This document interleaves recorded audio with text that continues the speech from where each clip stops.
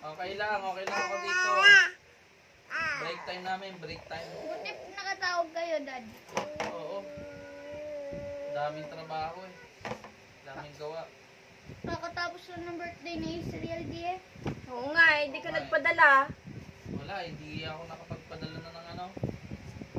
Daming trabaho.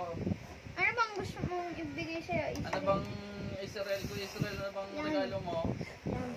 Ha? Yan. Piano? Ang tagal-tagal na ng piano na yun, hindi mo naman na ibibigay. Bago ko na gusto. Antay eh.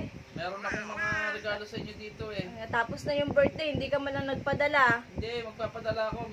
Meron akong regalo dito kay Israel. Nako, baka kung ano ang pinagagawa mo dyan. Hindi, eto ah. Ano yan? Oh, piano. Oh! Ano nga? Regalo ko yan sa'yo, anak. Regalo ko sa'yo yan. Para sa birthday mo yan. Ganda ng piano, di ah. Oo. Binili ko yan. Tsaka ito kay Sayami, oh. Ano yan? Nakapunta yan. Sabon. Paano nakapunta yan? Ayan, para may ano ko yun. Ay, oo nga. Salamat. Salamat din. Oh, nakapunta sa call. Oh, may grocery. Uy! Uy! Grocery. Ba't parang bawas na? Ha?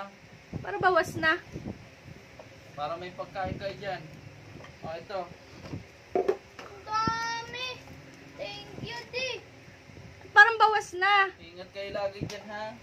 Sige, Dad. Bakit parang yung pag Ito nasa pa, ito pa. calling napunta dito? Oh, sarap! Oh, sa inyo yan. Sa mga pagkain nyo dyan. Pag-aaral nyo Ano ito. pa? Ano May pa? aklat pa yan. Binili ako dyan. May binili ako dito sa Saudi na mga books.